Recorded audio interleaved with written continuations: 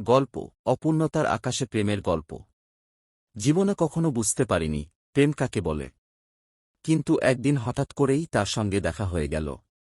সেই দিনটায় হয়তো কিছুই আলাদা ছিল না, তবুও তার মুখের সেই নিষ্পাপ হাসি, তার চোখের গভীরতা আমাকে যেন এক অদ্ভুত টানে আটকে ফেলল। তার সঙ্গে আলাপ শুরু হয়েছিল খুব সাধারণভাবে, সোশ্যাল মিডিয়ায়।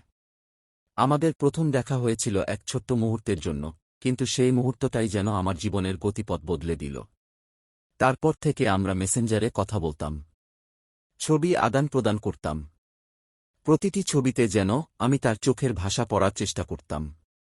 তার প্রতিটি কথায় লুকিয়েছিল এক ধরনের মায়া, যা আমাকে তার প্রতি আরও আকৃষ্ট করত। প্রথম দিকে আমাদের সম্পর্কটা ছিল নিখাদ বন্ধুত্বের। আমরা একে অপরের কথা শুনতাম, হাসতাম, গল্প করতাম। কিন্তু ধীরে ধীরে বুঝতে পারলাম, এই বন্ধুত্বটা আমার পক্ষে শুধু বন্ধুত্বের সীমায় আটকে রাখা সম্ভব নয়। তার প্রতি আমার অনুভূতিগুলো বদলে যাচ্ছিল।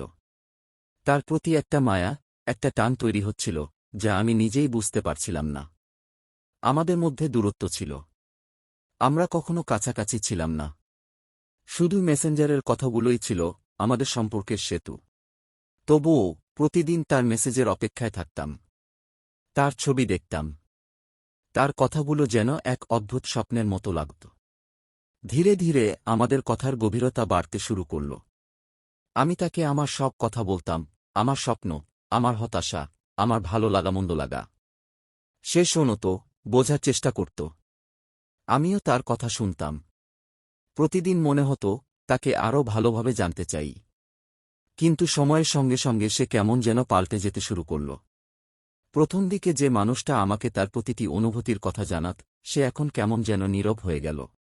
আমি তার কাছ থেকে আগের মতো আর কিছুই জানতে পারতাম না। প্রতিবারই সে বলত, কিছু নয়, সব ঠিক আছে। আমি বুঝতে পারছিলাম সবকিছু আর আগের মতো নেই। আমি যতই চেষ্টা করতাম, আমাদের কথোপকথনগুলো ততই সংক্ষিপ্ত হয়ে যাচ্ছিল। মাঝে মাঝে আমি তাকে মেসেজ করতাম, বলতাম, তুমি কেমন আছো? তার জবাব আসত এক বা দুই শব্দে। অথচ আমি চাইতাম সে যেন আবার আগের মতো খোলামেলা হয়। একদিন সাহস করে তাকে বলেছিলাম, তুমি আমাকে আগের মতো ভালোবাসো কি না? উত্তরে সে শুধু বলেছিল, সব আগের মতো থাকে না। অনেক কিছু বদলে যায়। সেই কথাগুলো শুনে আমার ভেতরে একটা অদ্ভুত শূন্যতা তৈরি হয়েছিল। তবুও তাকে ছেড়ে যেতে পারিনি।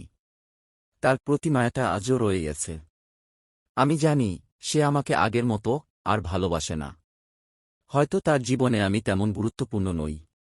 তবুও আমি প্রতিদিন তার মেসেজের অপেক্ষায় থাকি। তার প্রতিটি ছবি আমাকে কষ্ট দেয়, কারণ সেই ছবিগুলো আমাকে মনে করিয়ে দেয় যে সে এখন কতটা দূরে। আমাদের জীবনে কিছু সম্পর্ক থাকে যেগুলো অসম্পূর্ণ হয়। কিছু ভালোবাসা থাকে যেগুলো শেষ হয় না, শুধু থেমে যায়। আমাদের গল্পটা হয়তো তেমনই এক অসমাপ্ত অধ্যায়।